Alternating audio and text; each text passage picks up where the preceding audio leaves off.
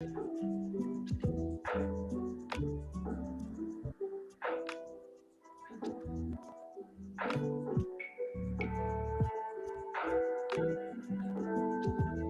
right, what is up, guys? Welcome back to another episode of Live in the Shop with CustomLowz. Today we're continuing. This is a part 2 of a Ford F-150 enclosure for 3 kicker CVX 10s. Oh, I realize you guys can't see me on the saw over here. Switch this angle up, get something a little better.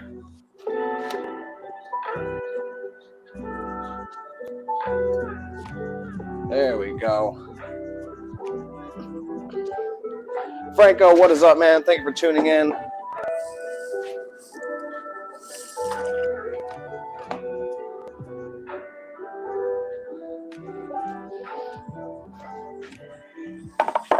Again, if you're just tuning in, we're working on a Ford F-150 enclosure for 3 kicker CVX 10s. We already did the baffle in the previous episode. I already have the parts cut. I did that off camera, just because that's really a very simple part. Right now I'm getting the angle for my back piece, my top piece. And basically what you can do is copy your side piece. You guys can see this from here. Copy the side piece to get the angle of your cuts. It's a quick little cheat for you guys. I know I've had a few people who order designs ask me how to get the angle, and this is kind of what I recommend every time. Obviously, to get this piece alone, you have to, lay it out on your square piece, but after you have this, you can get the angle with it. And also, you'll know exactly how big to cut your baffle, and the back and your top piece as well. All right, so that angle is good. Now we got to cut the back wall. I got to cut an angle on that. I already have it rough cut. Z Customs, how's it going, man? Thank you for tuning in. I hope it does sound amazing.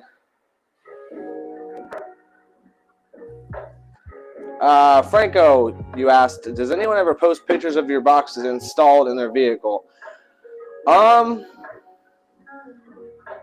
sure they do. I don't get a lot of them. A lot of times once people kind of order, I don't know.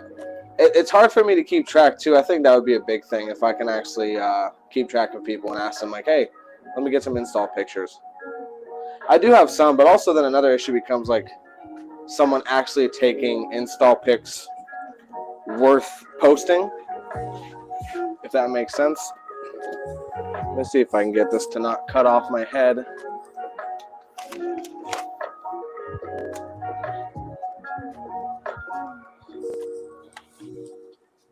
All right, that should be better, hopefully. We'll see.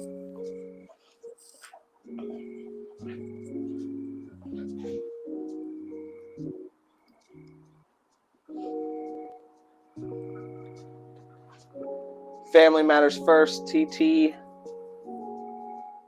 How's it going, man? Thank you so much for tuning in.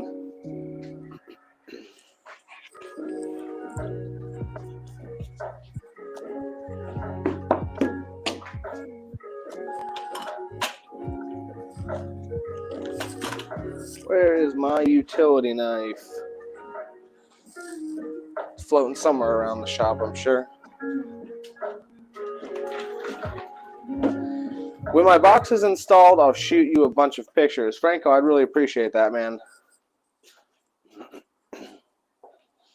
Yeah, I need to set up a way. I could probably visit it up through my website, like after, a couple months, do like a follow-up and get some pictures from people, or even feedback on how's it sound, all that good stuff. Still can't find my razor knife. Where did I put that thing at? I guess I'm just going to use a razor blade.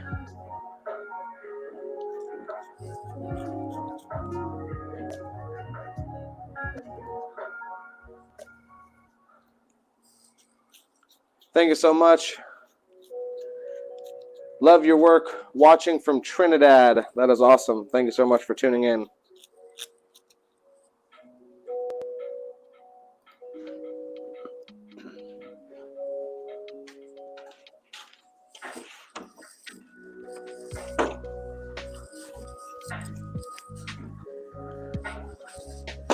All right, so I'm just going to mark out with pencil on my side, on my actual side piece that I've already cut.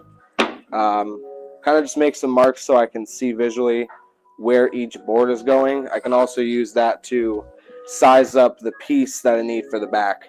I have the rough cut, but I know I need to cut the angle off now, so there's some more. I'm going to have to trim this piece down. This will give me an exact idea of how big it needs to be. I'll basically just cut a little off, put it on there, see how it looks. I definitely go back and forth a couple times, but I want to make sure this cut's really good. So definitely a measure 4 or 5 times, cut once kind of situation. Well, I guess I'm cutting it every time, but I'm taking off small increments. You can always take off a little more. You can never add more back on. Okay, that piece is actually pretty close already.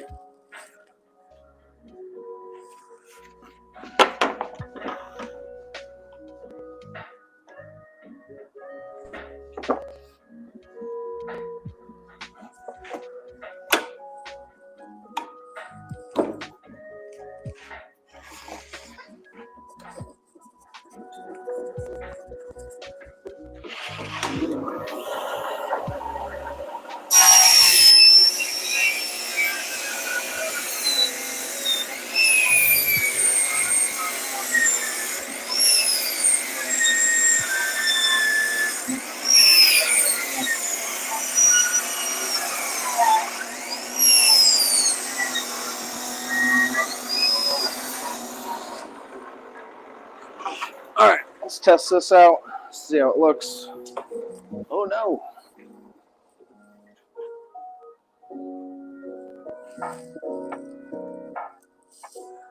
And definitely need to take a little more off.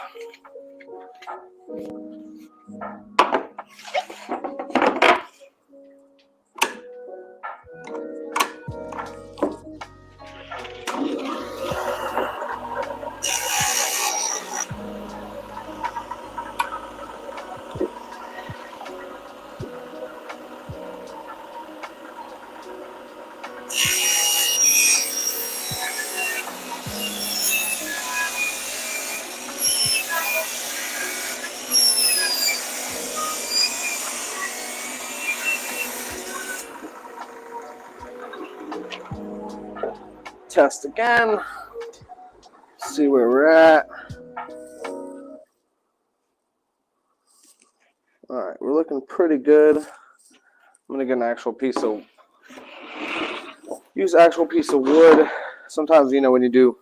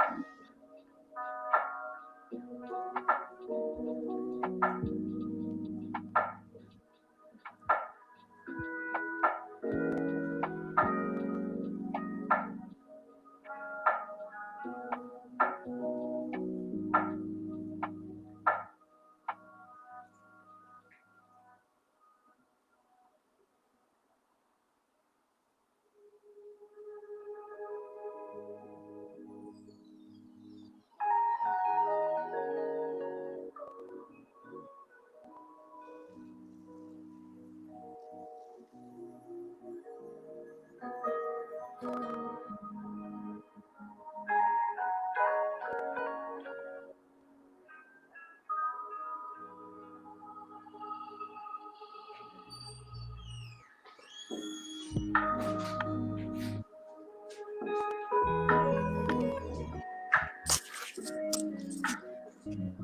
right, I'm back. Sorry, guys. Okay. Michael Groves, what's up, man?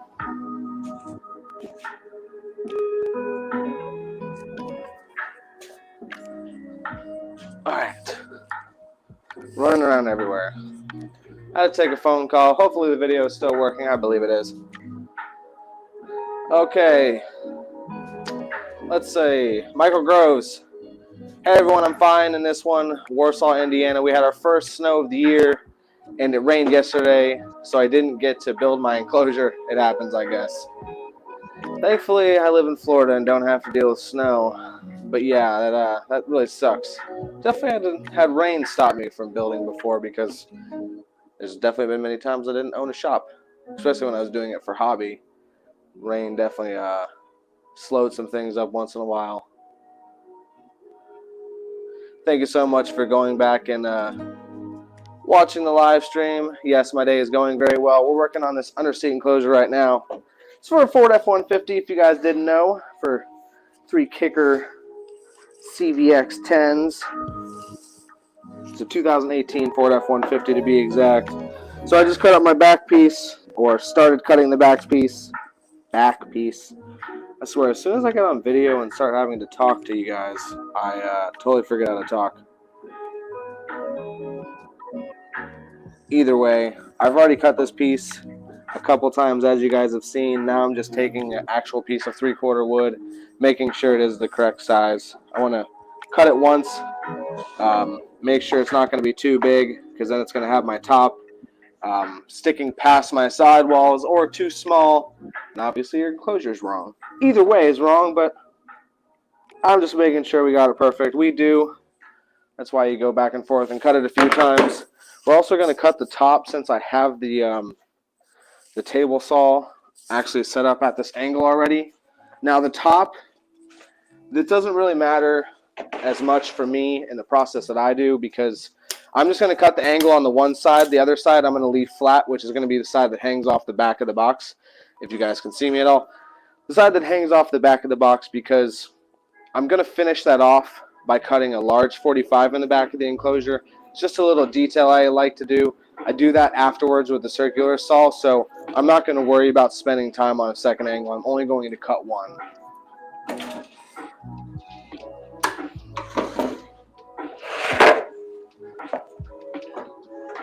And I'm just basically going to leave the piece as big as I can while still getting the full angle in the piece. It is important, because it is going to be what's going to butt up against my baffle. So I want to make sure the angle's good on there. All right, got that lined up. Trim it down.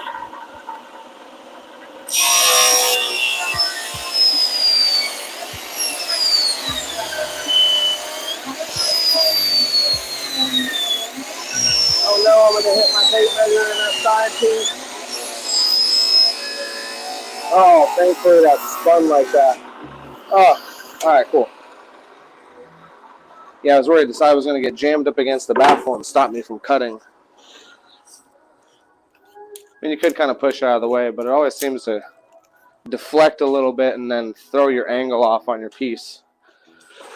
Okay, so top's out of the way. Now we basically got all our angle cuts. The bottom is straightforward. We got our window braces already and our sides, so I'm going to have to do some routing on these window braces. What I'm going to do is get some scrap wood and rip down some 1.5-inch strips.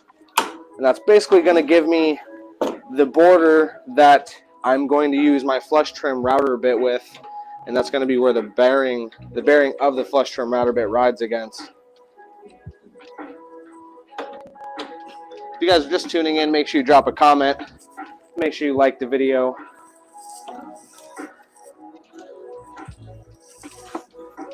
Okay, so we got our scrap pieces. Now I know I said 1.5 inch. I'm just going to roughly eyeball 1.5 inch. It doesn't particularly matter. Well, you know what? Actually, it kind of does. Never mind. Don't listen to me.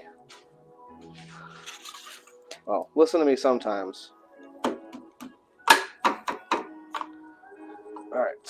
1.5 inches. Lower my blade a little bit. I'm going to put my little cheapy mask on, my little CVID mask.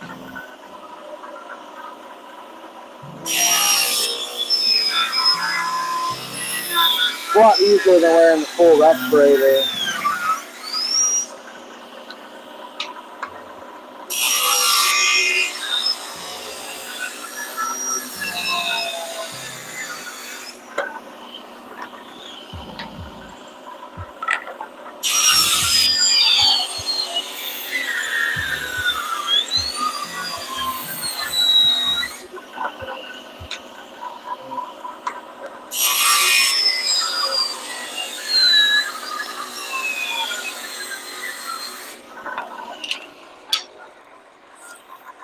Alright, now I'm going to get my nail gun because I'm going to nail the pieces on. If you had like two-sided template tape, you could use that as well, but I would much rather use brad nails. Just feel a little safer.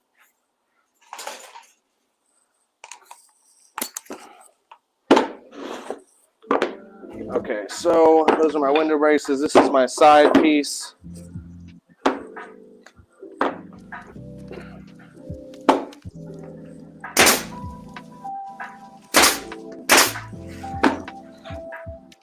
Oh, I didn't want to nail this to my damn side piece. I'm already messing up. Let's see, now I gotta find my dang pry bar. I'm always missing something around here, I tell you what. Where'd I put that thing at?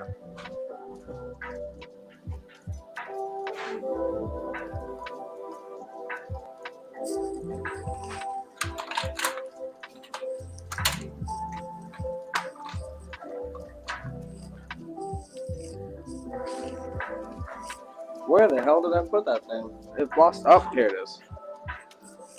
Wasn't put back where it was supposed to be, and that's what happens every time.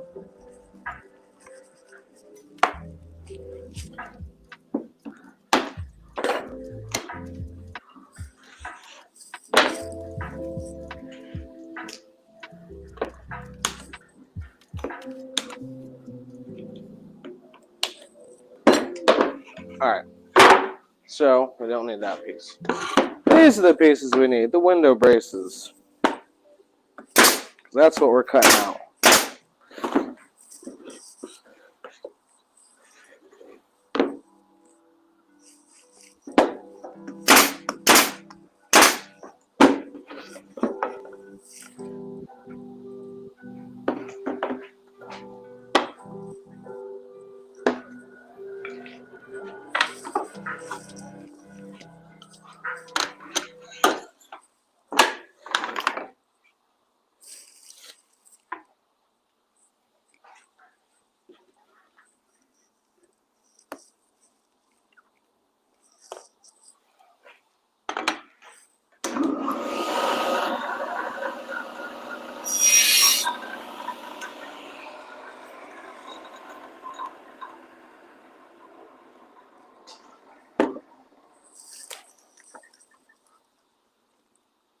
And these are just scrap pieces I'm nailing on here, so they don't need to be pretty.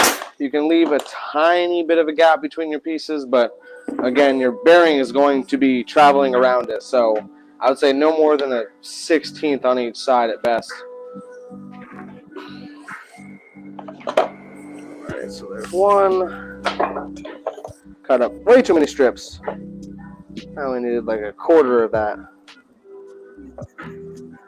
Alright, this one's got to be at an angle.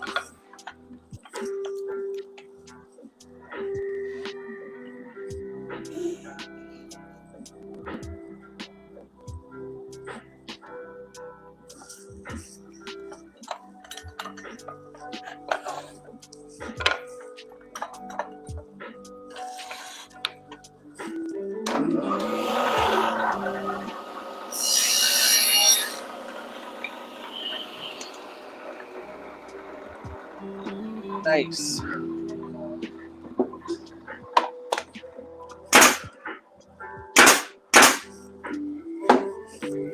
All right. And I'll need a hole in here just to basically start the router bit off. I'll actually bring you guys over to the router table.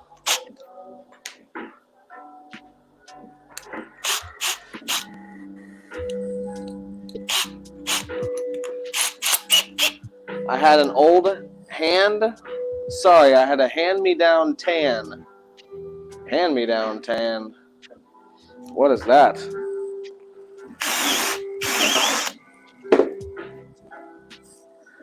Alright. Both of our pieces over here. Oh, well, we'll come back to the table.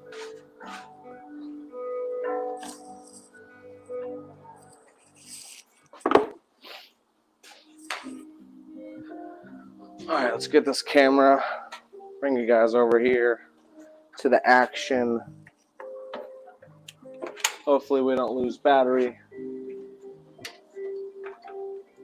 One of these days, I'm going to remember to charge my phone before I start streaming. Maybe. Hopefully. Okay. Router table. You know, we're going to plug it in while it's over here, too. Thankfully, I have something actually pretty handy. Alright, we're charging, and we're at the router table. Good, good, good. If you guys are just tuning in, we're working on a Ford F-150 enclosure for 3 kicker CVX 10s. As the title says, I guess you could say.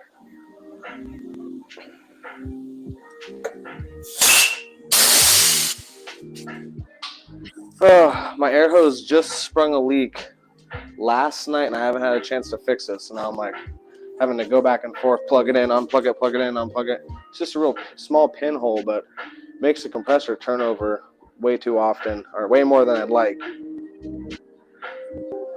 It's one of those husky silent compressors, and it's really quiet, but if I don't ever have to hear the router, I'd rather. Or sorry, not the router, the compressor. I'm over here looking at the router, talking about it. Alright, so flush trim bit.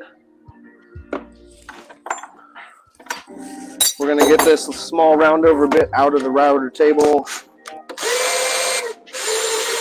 I use my old rigid drill to lower and raise it. They give you like a little hand crank thing, but that's too damn slow.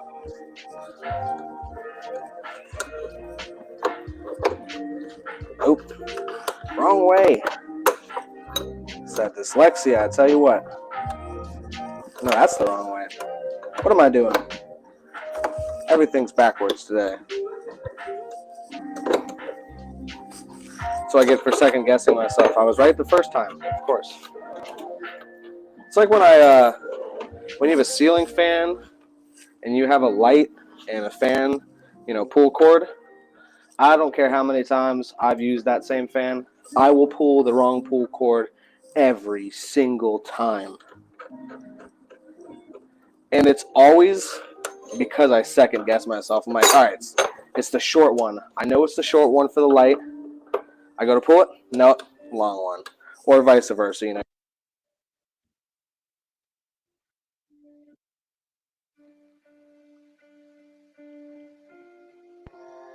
It is that insane. Scraping Base, what's up, man? Thank you so much for tuning in, buddy. Hope you're having a good day. Alright, so we're getting this thing set up here. We need to run an extension cord because, of course, everything in my shop is ran with damn extension cords. One day we're not going to have to deal with this anymore. We're going to have things plugged into walls and stuff. Alright, so here goes nothing. Right, hopefully more than nothing. Vacuum on, router on.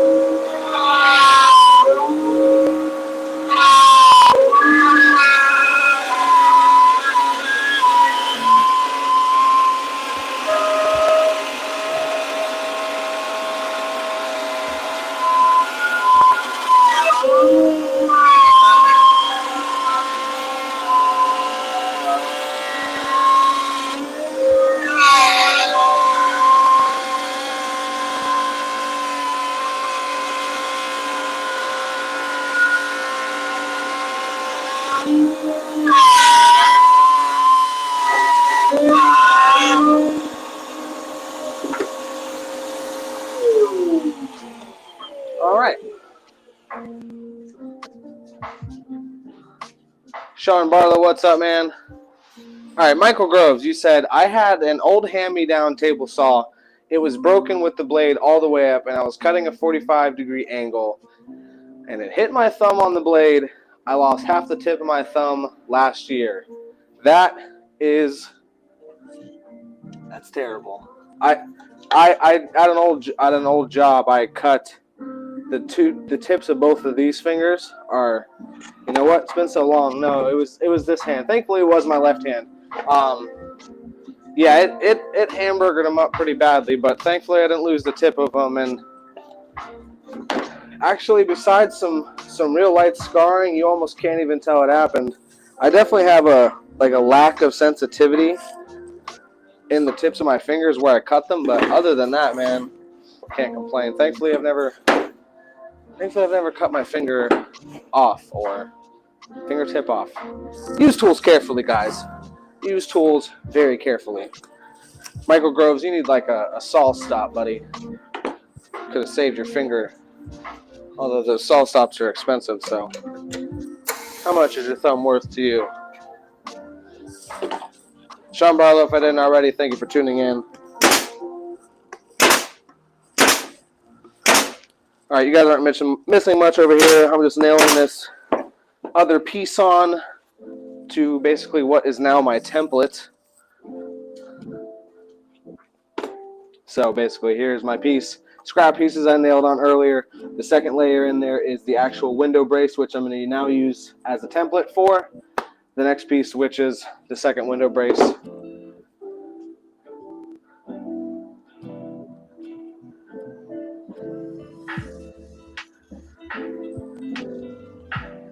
Jay the Great. Hey man, how's it going? What's up, man? Thanks for tuning in. I took admittedly way too long to read and comprehend what that username said. What is up?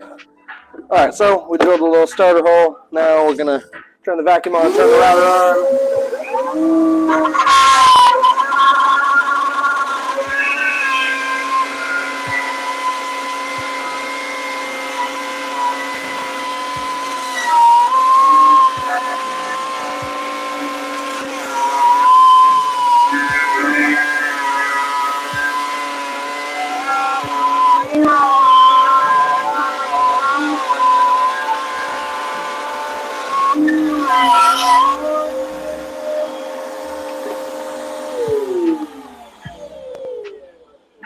Now we got two window braces, perfect matches of one another, and some little bit of scrap work. All right, now back to the assembly table. Oh, I hate the sound of an air hose leaking. Nothing is worse. Well, there's many worse things, but in the shop, it's definitely a big annoyance, a leaky air hose.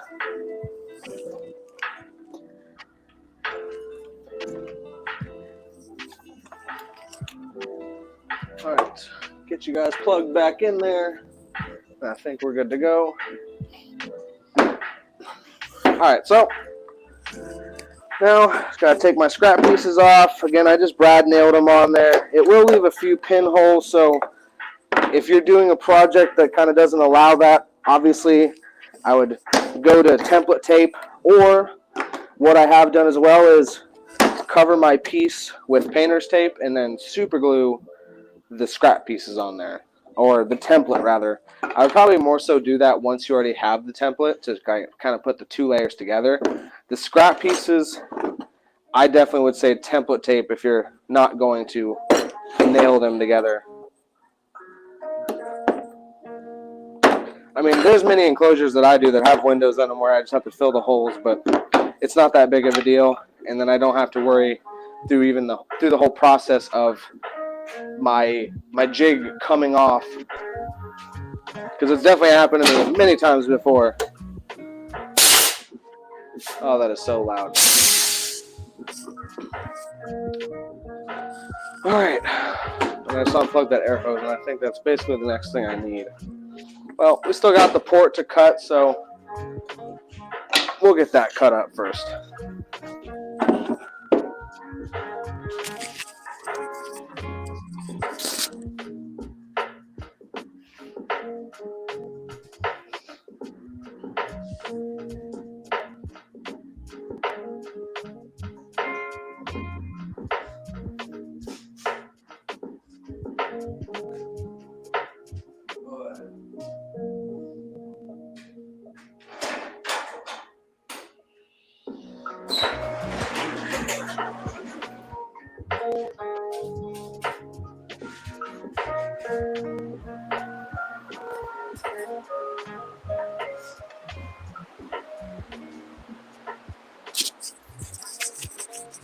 Oh, I had to open them bay doors up. Let some of this dust get out of here. Alright, so now I guess we could separate these first.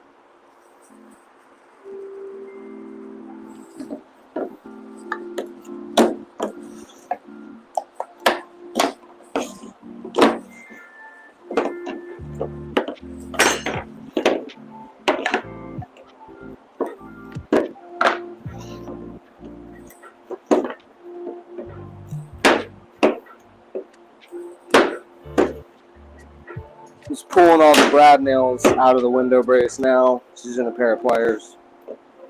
Or dikes, whatever you would call these pliers. I think they're dikes.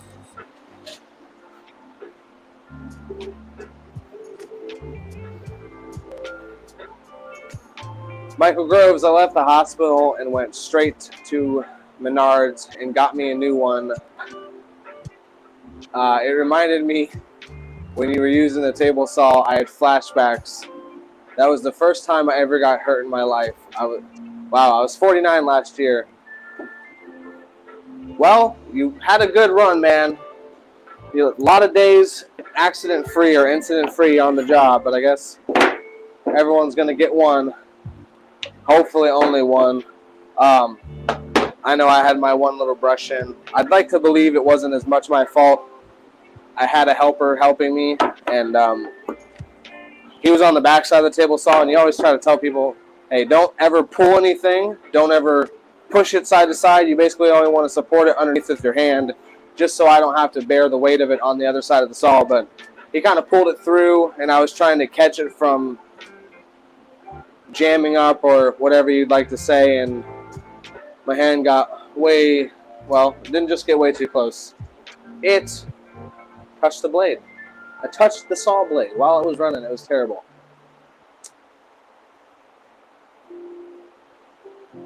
Jada Great, I built an underseat enclosure for 4 6.5s, but my port tuning was wrong. I used Subbox Pro, and they don't do, you said underwear, but I assume you mean underseat. They don't do underseat style boxes. What do I need to do to calculate the port? It was an F150 as well.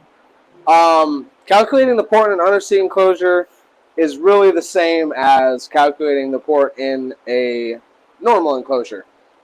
If you had an issue, I would say it could be a few things. One, maybe on the program side, and again, I haven't used Subbox Pro, so I'm speaking without knowing the parameters of the program and how everything is entered.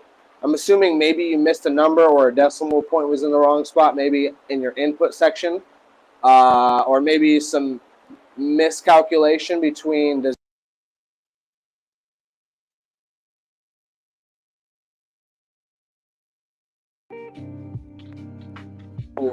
again, I don't use Base Box Pro, but how are you tuning it as well? Or how are you're saying that your tuning was off. What makes you think that? Or what leads you to believe the tuning was off and maybe not that, just it was maybe not maybe it just wasn't the right design per se. I mean, I know that can involve tuning as well, but you might have had other things off with it. You did say 4 6.5s. Again, what were you expecting from 4 6.5s? Also, it's 4 6.5s is not a lot of cone area. It's not going to provide you with a heck of a lot of bass. I mean, they will get down for being 4 6.5s, but you got to remember that is very little cone area, a very small amount of motor force, I mean, everything about it is just little. So, I mean, even an 8-inch sub is even a smaller. It's not smaller. It's only a tiny bit bigger than a 6.5, but just the throw that they have on them and the motor force that is offered in the 8s versus the 6.5 is totally different, I'd say. So, you know, I guess I would also ask that too. What exactly are you expecting from 6.5-inch subs? Maybe you're asking too much of the woofer itself. Yes, you're going to see those builds out there like, oh, 4 6.5s does, you know, so and so on the meter, but you got to. It's your build. So I would always recommend considering what equipment you have. You know, if you're not using the same equipment as whatever you might have seen or you're comparing it to, it's going to be a totally different ball game. Anyway, what I'm getting at is your issue might not solely be with your tuning. It might be with something else. Can you give me some more information?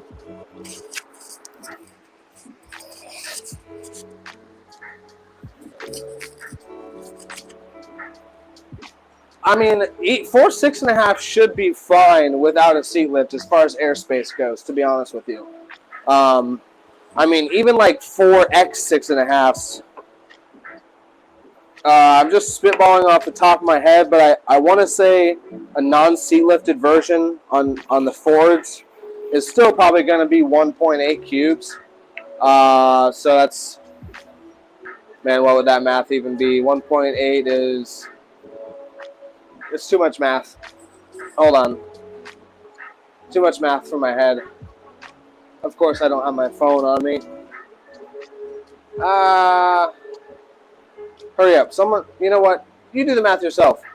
It should be enough, though. 4 6.5s without a seat lift, I think that is totally fine. But again, maybe you have different 6.5s. I don't know exactly which ones you have, but even the beefiest 6.5 should fit in a no seat lifted enclosure. Of course, though, adding a seat lift could definitely help you out. Jackson said, okay, let's see here. New to box building, how should I calculate port area when adding multiple subs to one box? That is a very good question, and I'm not going to pretend to know the exact answer to this question, but what I will say is, okay, hold on, let's see what else you see. Okay. Jada Great, I'll get with your comment after I answer this question from Jackson. Okay, so Jackson asked, how do I calculate port area when adding multiple subs to one box? Okay, so basically in your sub specs, a lot of manufacturers are going to give you like a recommended port area. I know Sundown does. Basically what I will do is I'll start off, and I don't go anywhere off of the design process in this point. I'll punch in all my numbers for how big my box needs to be, and I will basically figure out what one sub needs, and say if you have 2 subs, I would do about 50% added. Maybe 75% at most. Again, that's going to depend on your situation as well, because like 18s, they do require a lot of port area, and if you start doubling that, you're going to almost start getting to unrealistically big ports. So, depending on your situation, I would say start with 50%, maybe shrink it down to 25% added per extra sub. But I would probably need to see the numbers, man. I'm not super in. I know it sounds probably even crazy to say that I'm not super into doing all the calculations and stuff, but I'm really not. And yeah, for that, I kind of just look at the numbers of what my port area ends up to. You know, you obviously need to have back pressure in your enclosure. So if you have a lot of port area in a small box, it might not sound very good.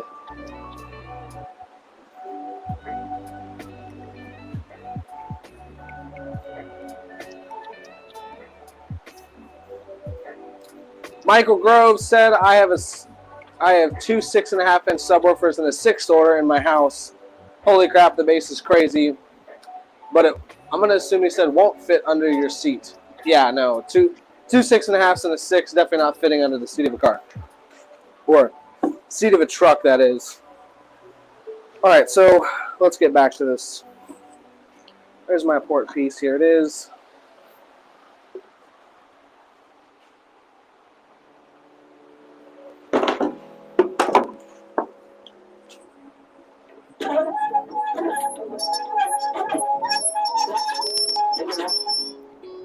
Yeah, I mean, in a truck system, or sorry, in systems in general, a truck is definitely not your optimal vehicle. So really, when you're doing anything in a truck, you're basically just trying to get the best of what you have to work with. An underseat enclosure, no matter what sub-variantation or orientation you go with, I think you're going to either be slightly lacking cubic feet volume or slightly lacking port area in the box. And that's just to try to make the small amount of space actually work. Obviously, if you were going to do like, 1/8 or 2/8 or maybe 1/6 or 2/6s, you can definitely get a sub in the proper amount of space with the proper port size. But also, you're going to have to then remember that it's only one sub and it's a really small sub, so you're a little limited right there. Whereas, in an SUV or a car, if you wanted to use 6.5s, you'd have a lot more space to work with.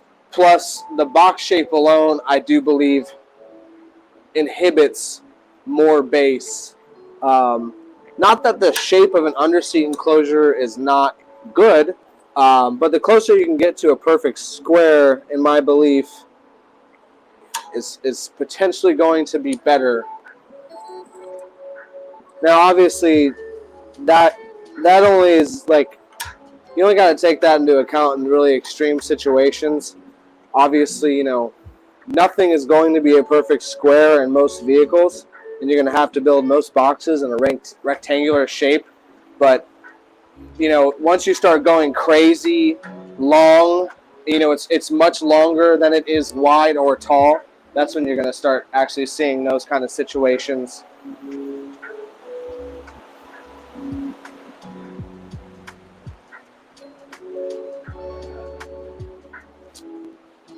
Michael Grove said they're two Toro Fierce 6.5s, 200 watts RMS each.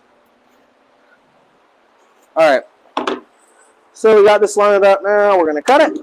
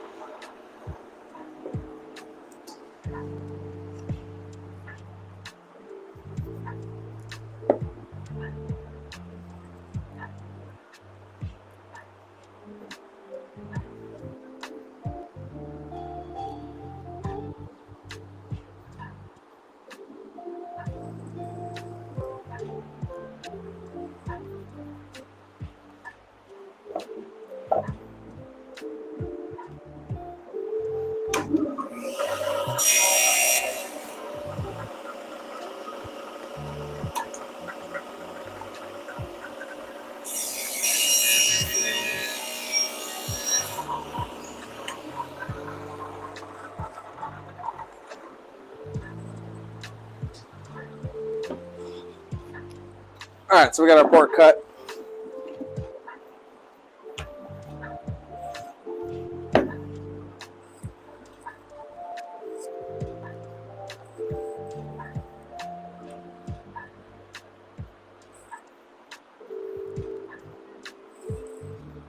I think we need slightly bigger angle on this one side here. I'm going to adjust that just a little bit. On this side.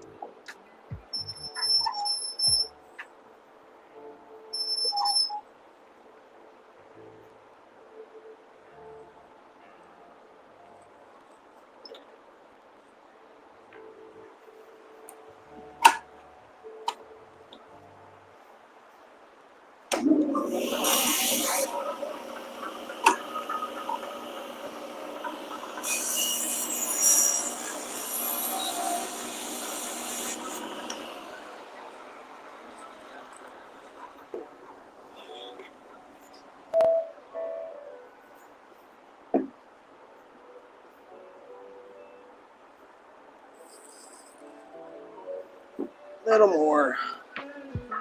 Did a great set. Okay, thanks. Myself have one SA V218 in a 5 cube box with 74 square inches of port area. So if I get another, it needs to be 8.5 or 9 cubes. I tried to get 16 per cube. MBE says you can go as far as 18. That's... I hope you can see my face. That's bad advice. MBE, that is bad advice. Totally bad advice. Yeah, that's fucking awful advice. Hate to cuss, but yeah, that's... I would almost say that's amateur advice, personally. Trying to go by the rule of... And that's nothing against you, because I know you're just listening to someone who's claiming they know more. Trying to just say, like, you can go so many square inches per cube is totally wrong. That's going to vary so greatly on so many different variables. You know, you're going to have different subs that have different small field parameters, or field small parameters, however you want to say it. You're also going to have different amplifiers powering your systems, where, you know, a ton of power, you're going to definitely want to choke back on your port area, because you're going to want to remain having, or try to increase your cone control. So, yeah, take that rule and forget that totally. Tell them I said so, even, because that's ridiculously... I remember that being a rule, or like a myth about 5 to 6 years ago, no joke. I'm surprised anybody's actually still spouting that information off. Although maybe this video is old. Maybe he posted this video a long time ago, so if he did, go ahead and correct me if I'm wrong, but...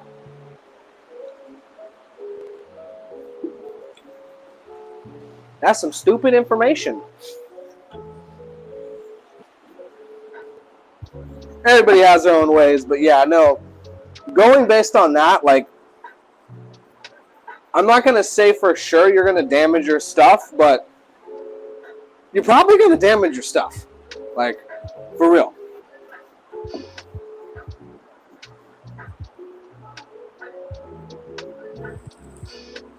Oh, of course I lost which side has...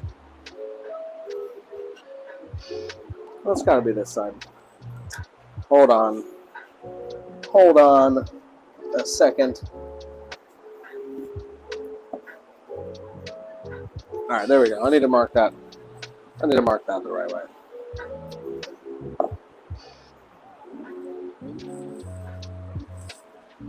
A little more. Where's the pencil?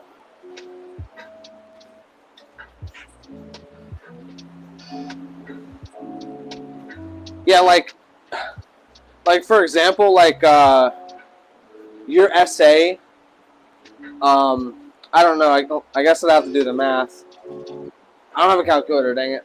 Hold on, let me try to pull one up here.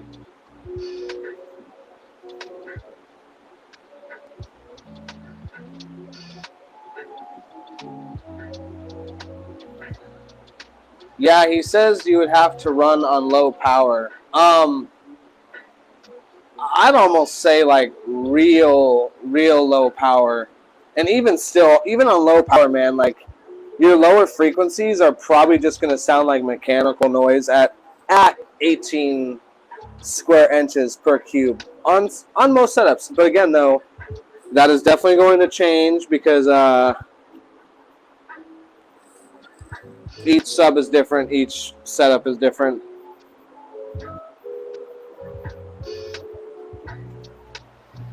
The JP8, yeah, those are cool looking amps actually.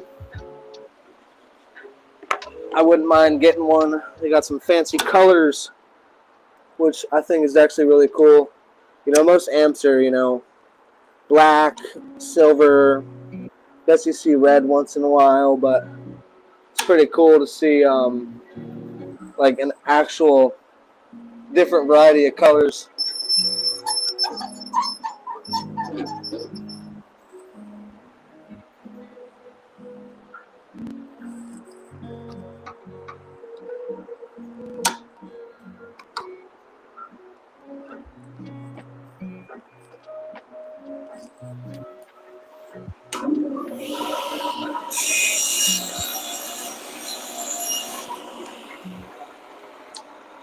What's the enclosure by the air compressor for, like, subwoofers and truck? That's for two, I want to say they're Hutchinson Audio ETA 10s. Yeah, that sounds right. Two Hutchinson Audio ETA 10s. It's going in Chevy crew cab. I couldn't tell you the year exactly, but I know it's between an 07.5 to 19. So one of those.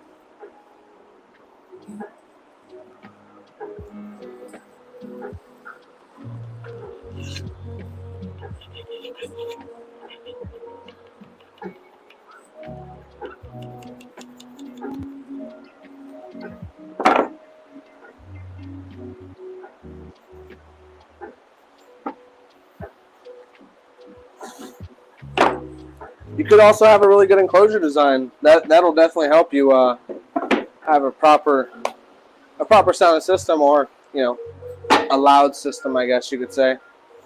All right. Oh man, knocked my mouse right off the damn table. I was trying to grab it but dropped it. Oh no. All right, we're back. I didn't lose you guys at all. All right, if you guys are just tuning in, we're working on Ford F150 enclosure for a 2018 Ford F150 for 3 Kicker Audio CVX, yes, CVX 10s. It's going to be a loud enclosure, that's for sure. If you haven't already, make sure you like this video, subscribe to the channel, and drop me a comment below, or in the chat, I guess you could say.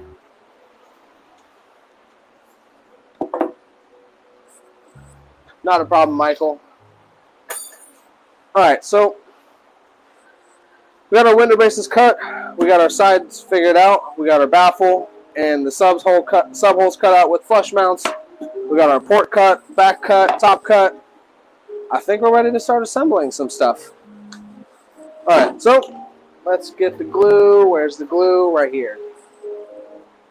Alright, glue and some extra nails. We'll need those. I actually do have some 45s to cut, but I'll be adding those afterwards, basically. So, all right. So,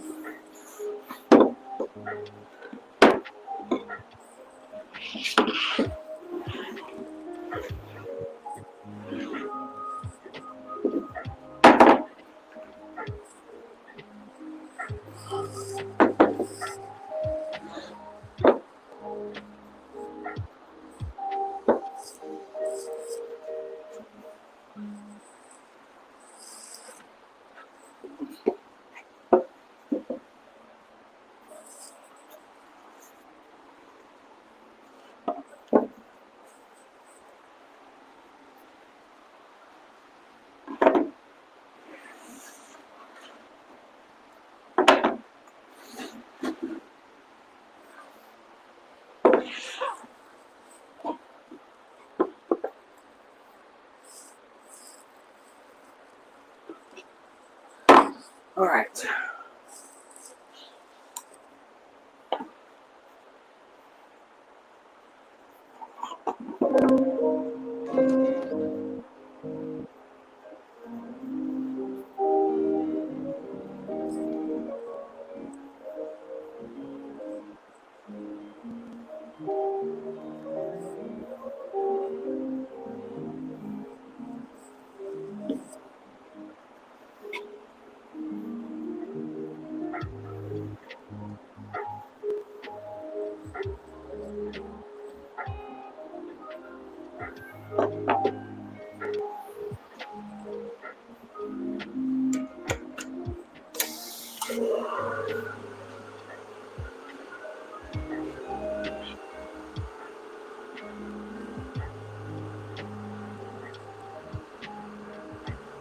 Yeah, trying to figure out the best way to do this. You'd think I'd know by now. I've only built a few of these.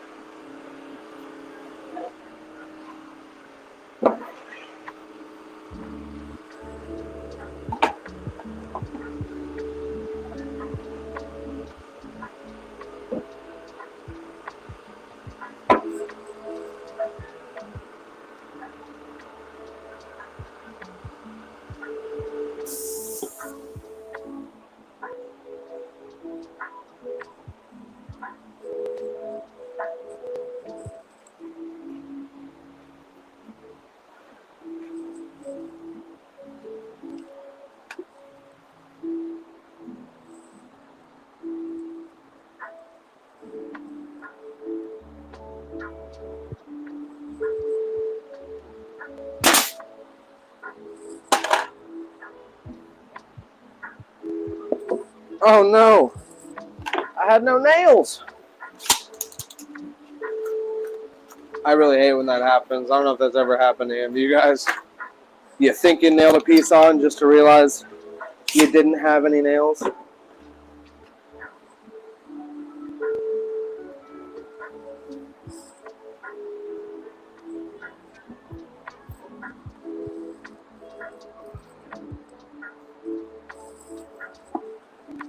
It's a real pain in the ass to hold for sure. Alright. There we go. Now it'll hold on.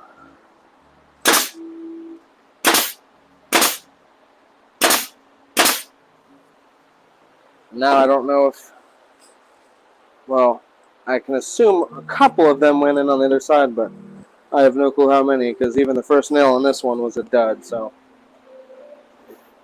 we're going to have to figure that out. Or I'll just put a couple more nails in there just because.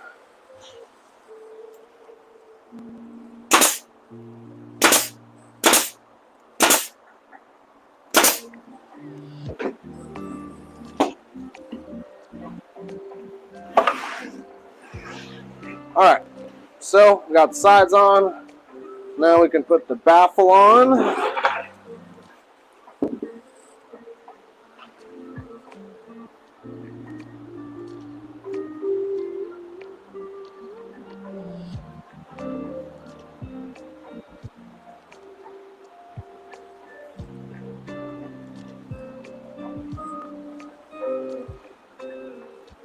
I think it was one of my rigid staple guns. It actually stopped letting you pull the trigger once it was out of nails, or staples rather, which was pretty cool. Although it stopped you like 5 shy of being, out. So if you're ever in a tight pinch and you only had enough staples to finish the job, like, you're screwed. You just weren't doing it, I guess.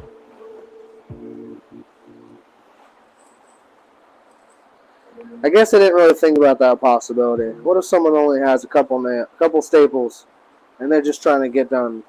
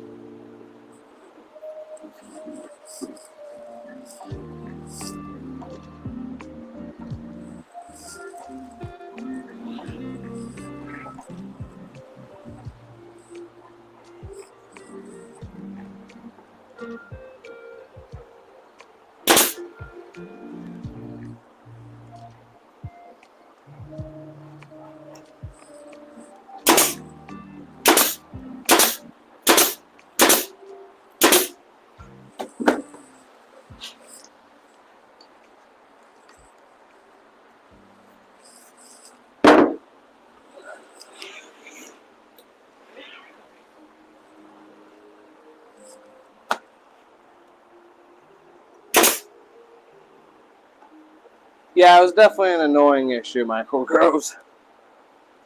I will say that for sure. It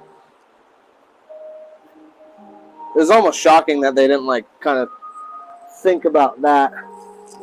Like, why couldn't they just make it stop pulling the trigger when it was completely empty?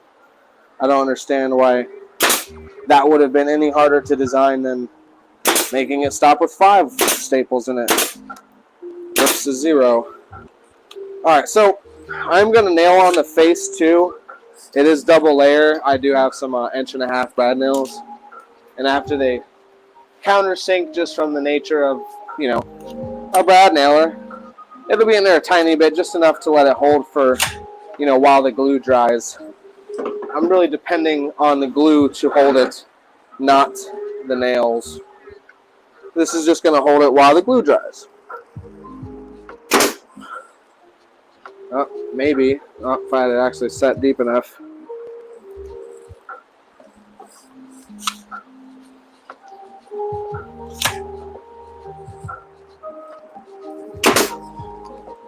There we go.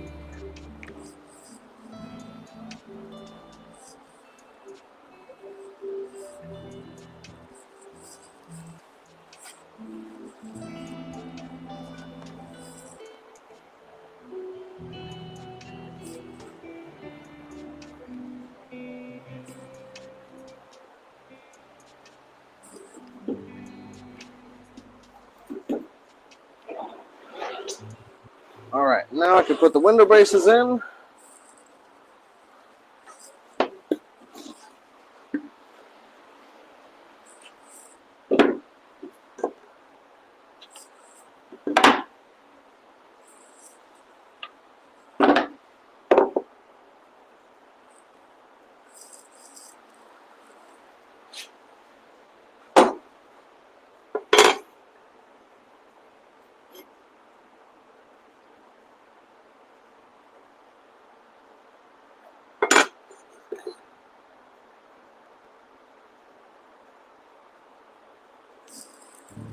Of course, I put my pencil all the way over here.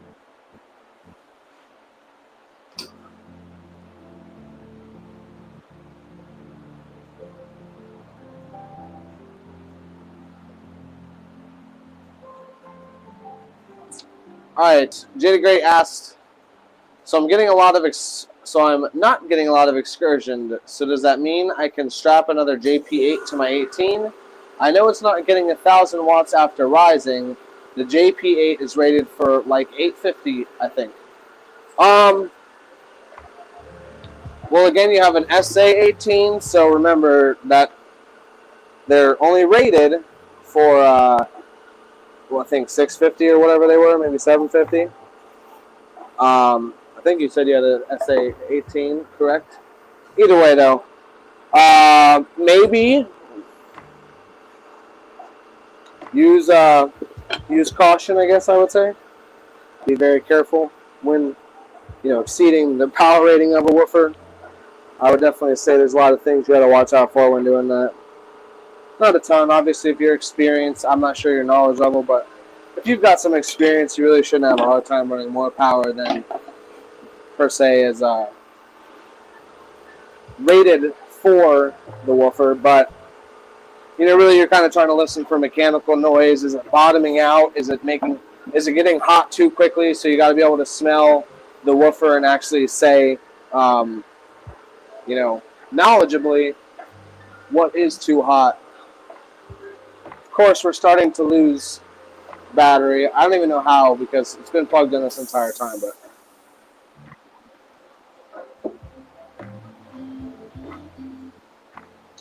They're rated for 1,000. An SA18? When? Maybe the new ones, I guess? Wow. I think you said SA18. Now I'm questioning whether you said that because 1,000 watts RMS sounds like a lot for that. I know like the new V2s were 750 RMS. Maybe the 18s, they had to do a bigger coil. I guess maybe that would explain it. Although I've definitely seen, even though they're rare, you have the V2. Oh, so I guess the 18, they just rate for a little more power than the other smaller subs. It's kind of rare for me to work with 18s, to be completely honest with you. It's not an enclosure type I build a lot for, and that probably has to do with the fact that an enclosure for an 18 is pretty expensive. Not only for the fact that it's an 18 and it takes a lot of wood to make a box that's that big, but also it takes a lot of money to ship it out. And I include shipping in my prices. Or I guess you could say shipping is free because the prices are the prices on the website and they don't change no matter what your shipping is. I just shipped out I'm in the process of shipping out a 215's fourth order right now. It's costing $400 to ship it. 2.75 inch coil, yeah. 1,000 watts, I guess you could say, is a pretty fair rating. You could definitely get away with more, but again, you're going to have to watch out for, you know, premature overheating of the woofer.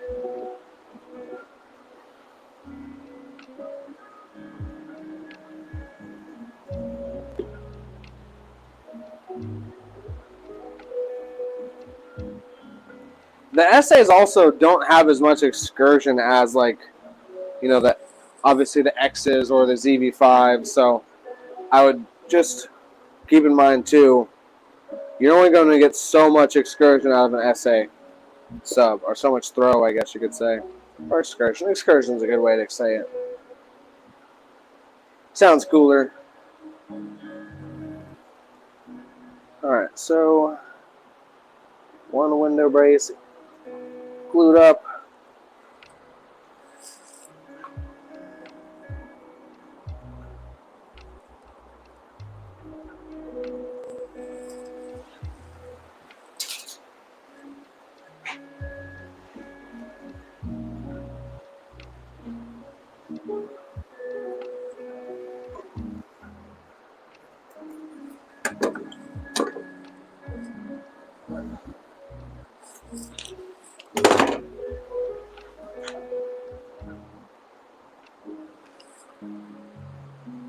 Ooh, almost shot some 1.5-inch nails in there.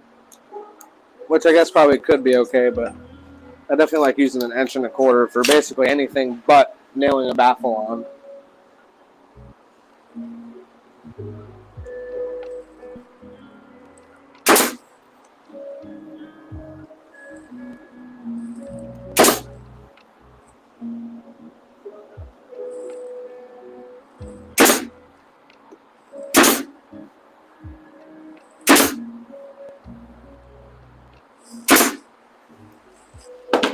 All right.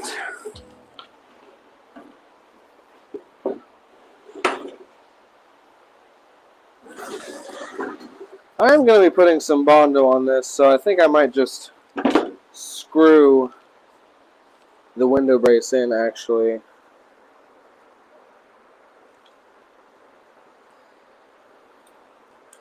Yeah, I guess that's what we'll do.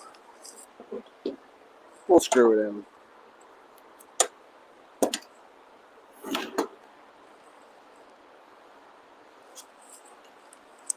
Alright, find my countersink, wherever that's at.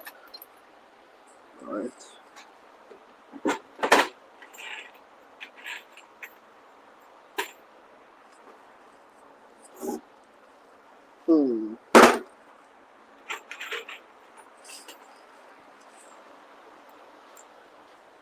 It's like a 2.5-inch screw, but it'll do. Definitely really long.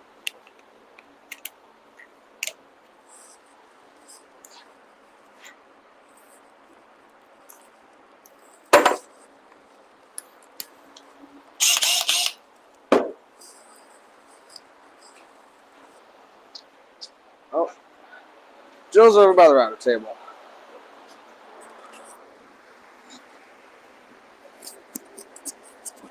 If you guys are just tuning in, we're working on an enclosure for 2018 Ford F150 for 3 kicker CVX 10s.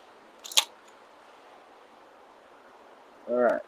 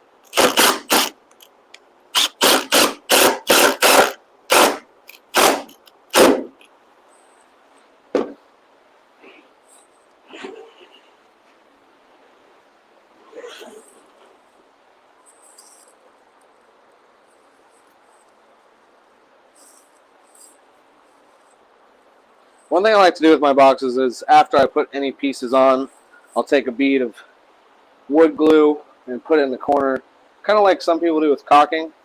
I like to do it with wood glue because obviously wood glue is meant for wood. It'll, in my mind, I don't know if this is 100% fact or not, but in my mind it'll soak into the pores and kind of help hold the pieces together that much better, or if anything, also help create some sort of air seal when you're doing exterior pieces. But I'll even do it with interior pieces too. Basically, anywhere 2 pieces of wood touch, after I glue it together, I'll go through, run a bead of wood glue in there with my glue bottle, and then kind of smooth it out with my finger, just the same way you would do caulking. If you guys have any questions, feel free to ask me in the comments. If you haven't already, make sure you like this video and subscribe to the channel. I do live content like this all the time. I also have a whole bunch of different videos of different enclosures I've done over the past and tips and tricks, all sorts of good stuff for you guys to check out. This is part 2 of this series. It's definitely going to be a multiple part series. We're getting to quite a good ways in this video as far as assembly goes, but we got to do bed liner on this thing. We got a lot of body work to do, plus the details on the outside, which really make the enclosure stand out. So definitely have 2, 3, however many parts. Well, definitely more than 2, because we ain't done. Probably 3, maybe even 4, maybe 5. Who knows?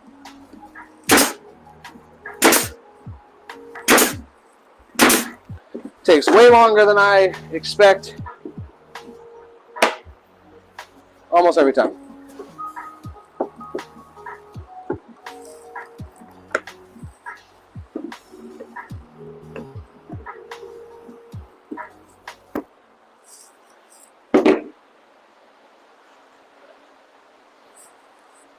I'm a newbie, but every enclosure gets better and better.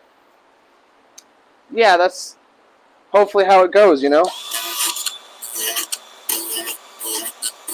that's kind of how I look at it when I build things. I'd I'd like to get a little better each time, and even if you make small incremental changes each time, it'll add up to a big increase in your skill level in the end, I think. I mean, I'd almost say that's just proven fact. Well, I guess not proven, but it's a fact either way. It's a fact if I say it's a fact. Using my combo square just to kind of transfer the line so I know where to drill my hole for the screw I'm putting in here.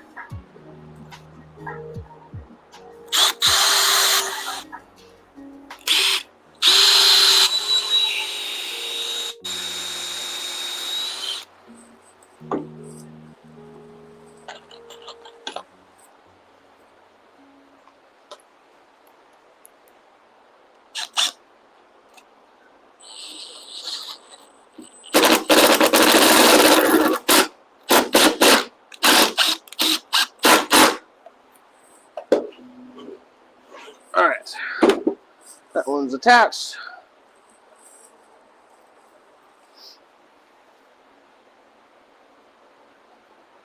You are a beast, though. Thanks. I appreciate it. Jada, great. I'm pretty decent. I'm pretty alright.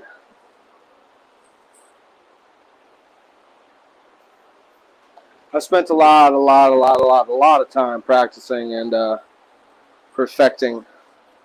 Not even really perfecting, just practicing, I guess you could say. You're never really perfect. I've definitely put my 10,000 hours in. I will say that for sure. I'm certain I've put 10,000 hours in so far.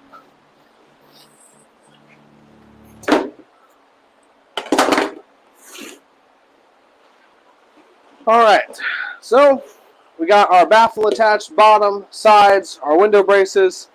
Now we're going to put the back piece on, and then after that we're going to get our port on and really just capping off with our top. I will warn you guys, my camera is low, and for whatever reason the charger is not keeping up with however much battery streaming needs, so I may lose you, and if I do, I'm so sorry. Hopefully we can at least get this assembly part done.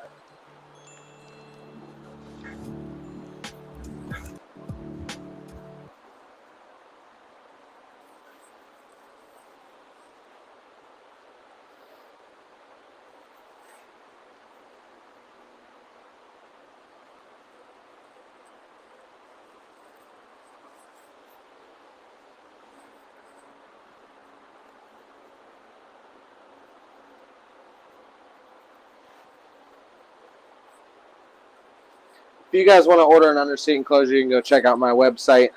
Or if you guys want to get an underseat enclosure design, you can also check out my website. You guys can DIY, build something yourselves.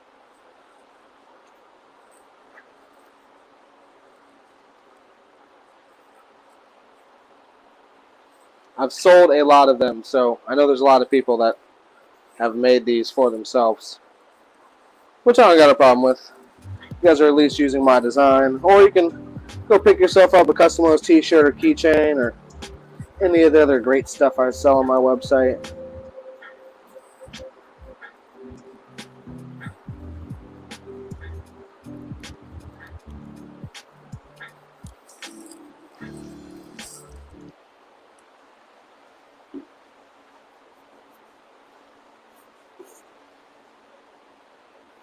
Jada Great said, I'm probably going to pull the trigger on a DIY headway lithium bank next week.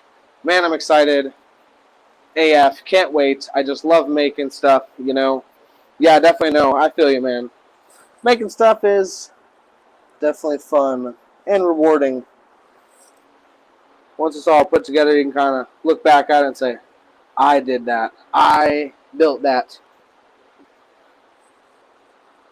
Thankfully, I still get that feeling when I do things. But that's kind of also why I've had to, not had to, but why I have constantly tried to increase my skill level, or at least maybe tried to outdo myself whenever I could, because I've always felt like, you know, I want that feeling every time of, wow, I built that. And you really don't get that same feeling from like real basic enclosures and things like that.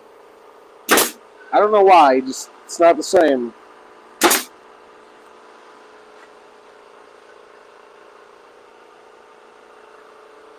Well, I don't get the same feeling from basic enclosures anymore. When I first started, I was definitely hyped on every single box I ever built. I was just extra excited about it.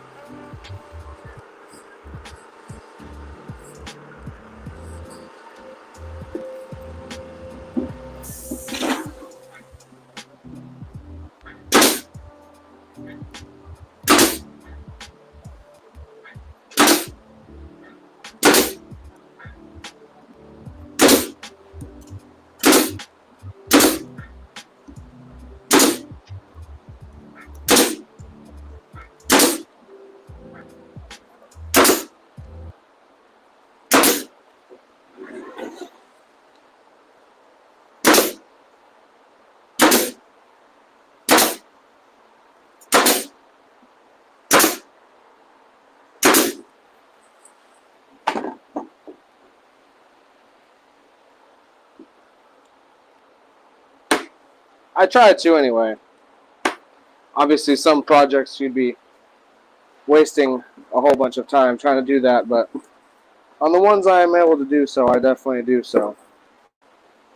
Or at least maybe try a new technique if I didn't necessarily like how I did it the first time. Maybe if I just thought I could do it better the first time.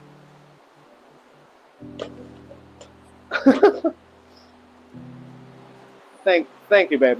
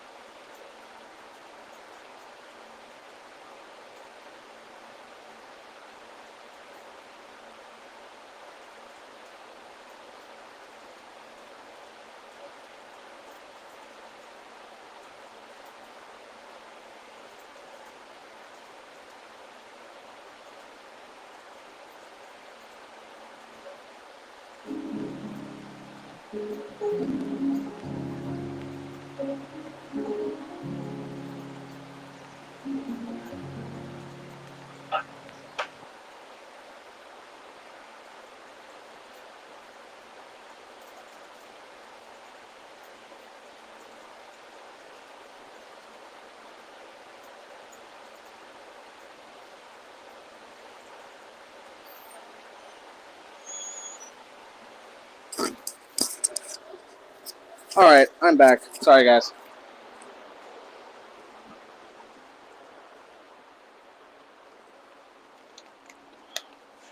All right, well,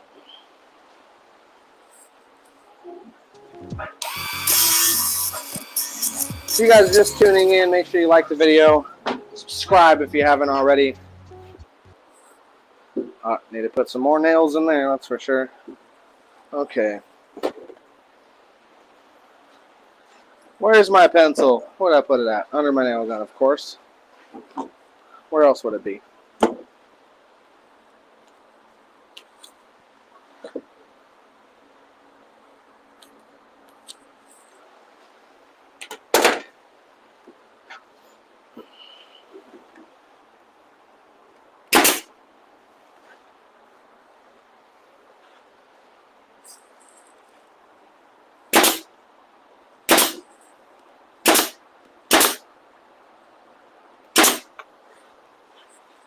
Alright, put some more glue in the seams.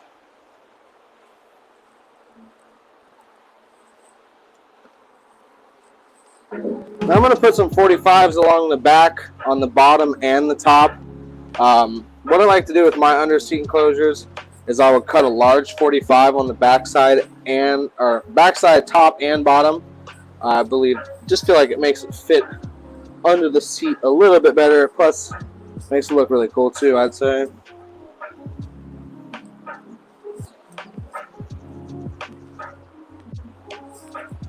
I'm just going in, putting it.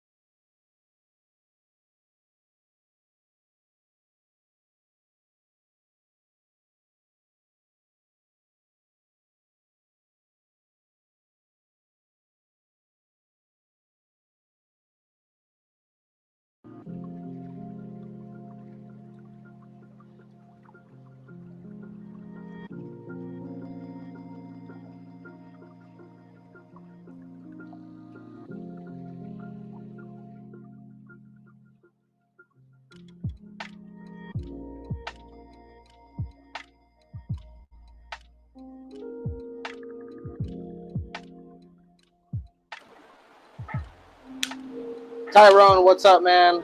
Michael Groves, 1728, thank you, man. We're not gone yet.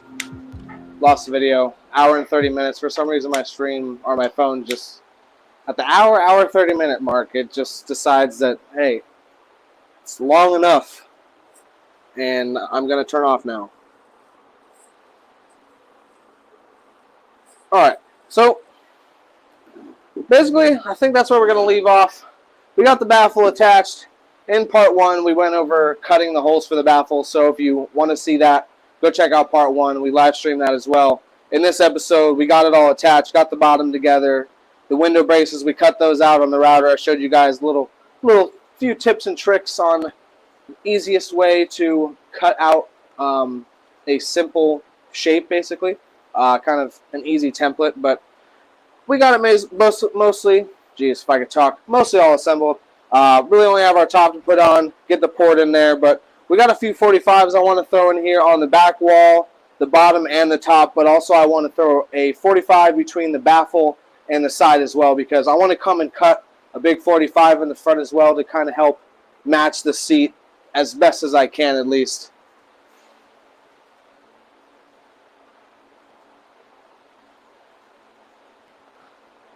Jada Great, 1728 is basically what you would use to divide when you take your length times your width times your height for an enclosure. You would divide it. So say 10 inches by 10 inches by 10 inches.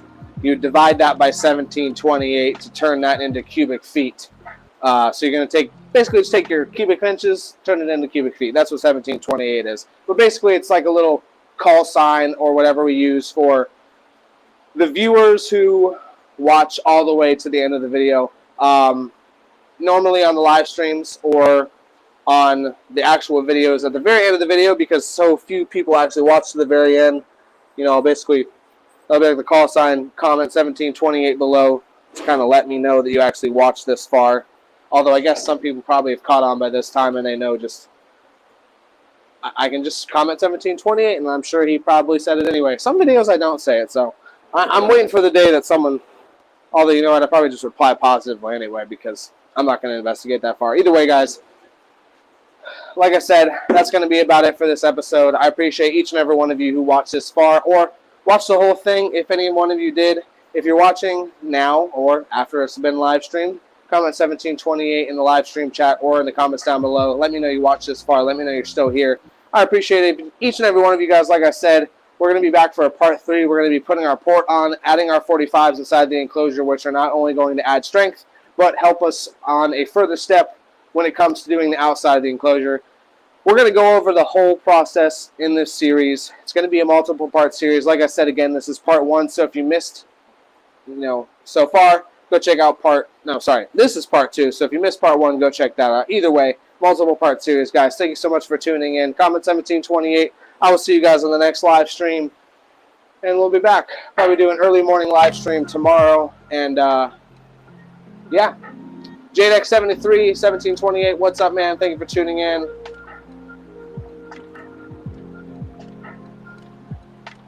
All right, guys. You have a good night. And I will see you on tomorrow's episode. So, tune in tomorrow. Subscribe if you haven't subscribed. Like this video right now. And drop me some comments.